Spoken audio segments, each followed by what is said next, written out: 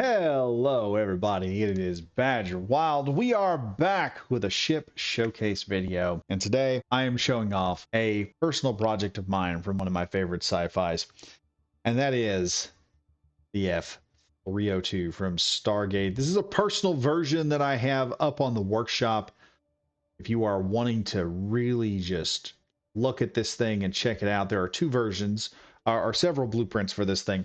One is the creative version, which I have right here. The other one is the survival variant, which has about 5 separate blueprints, and that is just for the wings and the wing tips up there, because if you'll notice, these are connected by hinges to get that unique F-302 shape going on.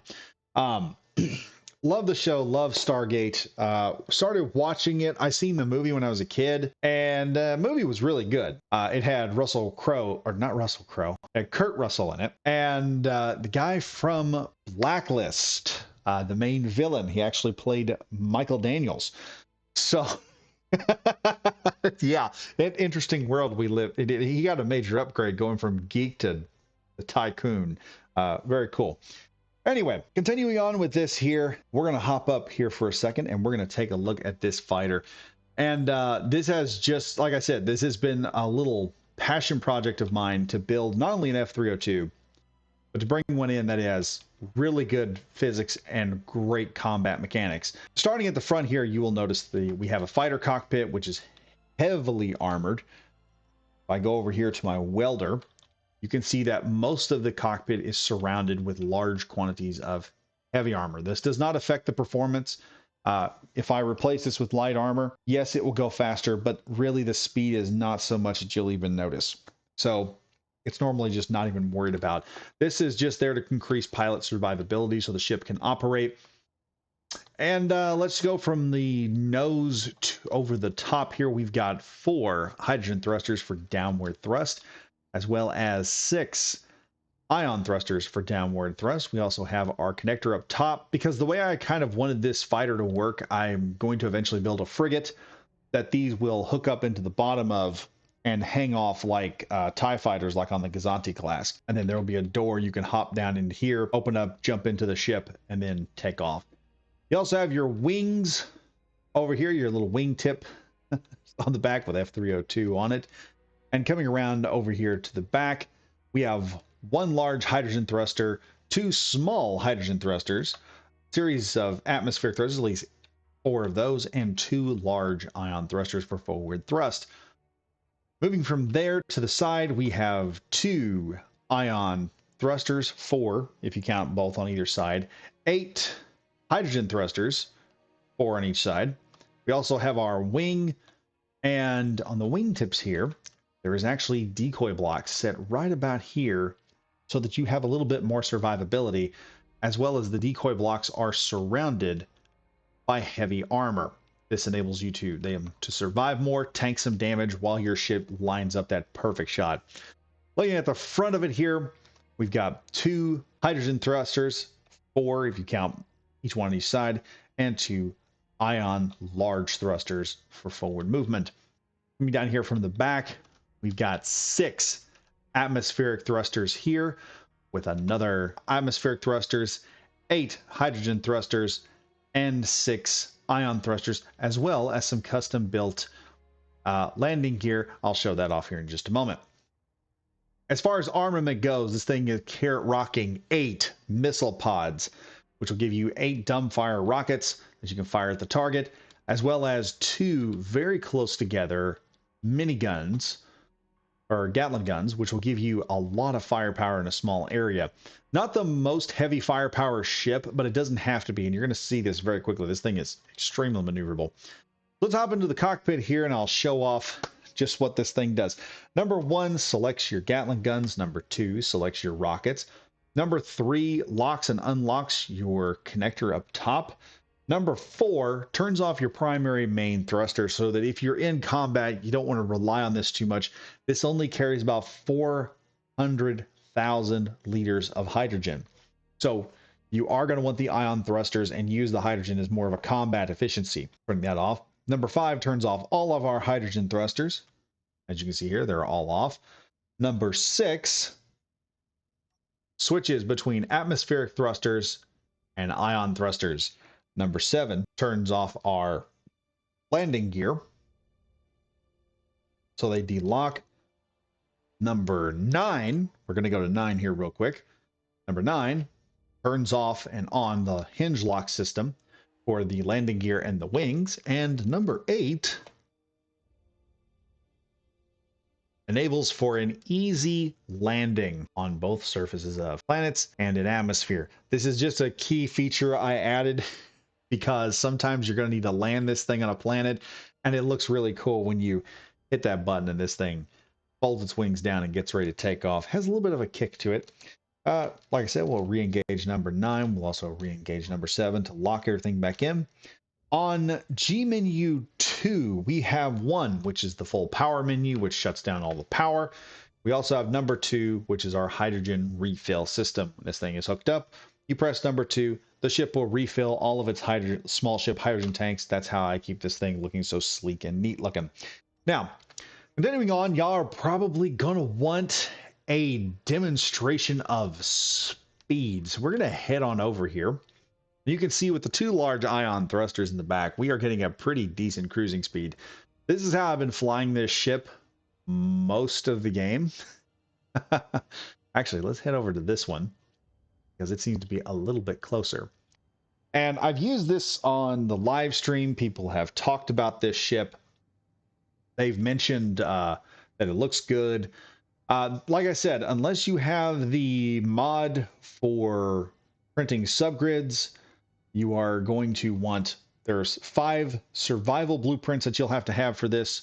Or if you're doing creative, you can just get the creative blueprint. Everything is labeled on the workshop page, and that'll provide a link to the workshop page in the description. You can go in, check it out.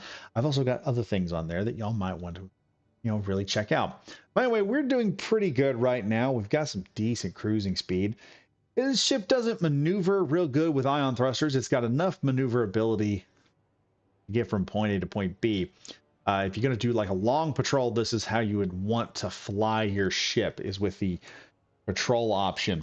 Now, what's going to happen though, here in just a second, I'm going to turn on our heavy thrusters here in a minute, and you're going to see this thing really take off. Let me put the tab back on because y'all are going to want to see some speed and some maneuverability with this ship, and we're going to do that by just flying around this asteroid real fast, showing just how effective this thing is in just mobility. Now, some people are probably looking at this thing and thinking about the hinges, saying it sure does seem to maneuver good with, despite having all these hinges and having, it can turn, it can maneuver, but you haven't seen anything yet, because when you want to go to combat, now, the thing I will mention about this ship, if you are taking this on a planet or you take it into space, the ion thrusters will more than adequately move your ship around. You will be able to easily maneuver it with just the atmospheric thrusters and just the ion thrusters. This is more than enough power to get the ship from point A to point B. Now, if you want to exit the atmosphere, you are going to need hydrogen thrust. Get yourself out of the atmosphere, and probably just the hydrogen thrusters just to get you a boost so you can break orbit, which is similar to how the original F-302 operates. But now we're going to show off just how fast this thing can move. So pressing 4, we're going to activate our main thruster. Pressing 5, we're going to activate our hydrogen thrusters. And you're about to see some speed, folks. Watch this thing just take off. You can see we have an effective takeoff rate here. Maximum speed has been reached in probably about maybe 10 seconds.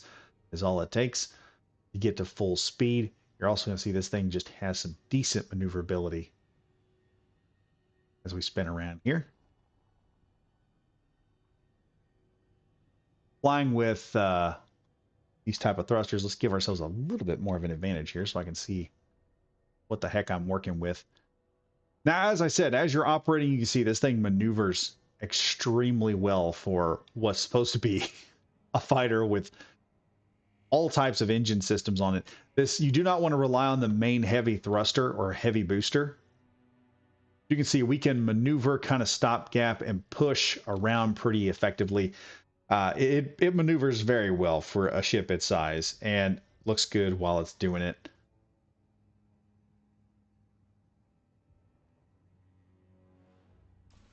You can can literally pop up here and just start hammering away with missiles. Hit targets fairly easily, or we can break out the main Gatling guns. As you can see, you can easily tell what you're hitting. You can see the ammunition just strafing in. A tracer mod would probably help, but as I said, this is a very fast, very maneuverable ship. Let me just spin this thing around. It's also got a lot of features that have been added to it just to give it a bit more survivability. It does come with a, signing off, atmosphere or a H-202 generator, which can help out as well. It's got plenty of thrust. You will notice that when you are flying this ship, it does pull a lot of power. That is mostly small reactors. Everything except for the rockets can be reloaded on this ship just by accessing the connector on it. And like I said, it is a very snazzy ship that looks good. I have an IWL variant of this ship that I have to finish modifying. I'm adding some unique weapons to the sides of it to give it a bit more heavier firepower and make it a little bit more dangerous of a fighter than this variation. And that will eventually be going up. And as I said before, also, both variants will be full vanilla unless you want to go in there and replace some thrusters and do some other things. For those that are wondering if they want to do a custom variant of this, or you want to take this core concept, what you see here without the wings and everything the hinges is attached to the central core area, you can take all that and begin working on it and completely rechange this entire ship. I don't care. And make something really unique if you want, using the core system. So you can come up with a concept of how this thing flies and why thrusters are put in what direction. You can see it moves fairly well in just about every direction. It's got good maneuvering thrust. It has really good upward thrust. Its downward thrust is kind of lackluster, but I kind of viewed this thing as hitting areas and pulling off turns and maneuvers. Another thing with this that I have found out with other people that I've played with, if you run two of these things and one of them goes up front and you set the decoys like they are weapon systems, one guy can actually take it as he moves through past a ship and get a good spin going. And as he's flying by spinning, the turrets will target the decoy blocks and try to hit, and they'll fire all over the place as he goes by, giving the guy behind him the opportunity to strafe in and just fall off and destroy some kind of turret or something. He can strafe it with the turrets.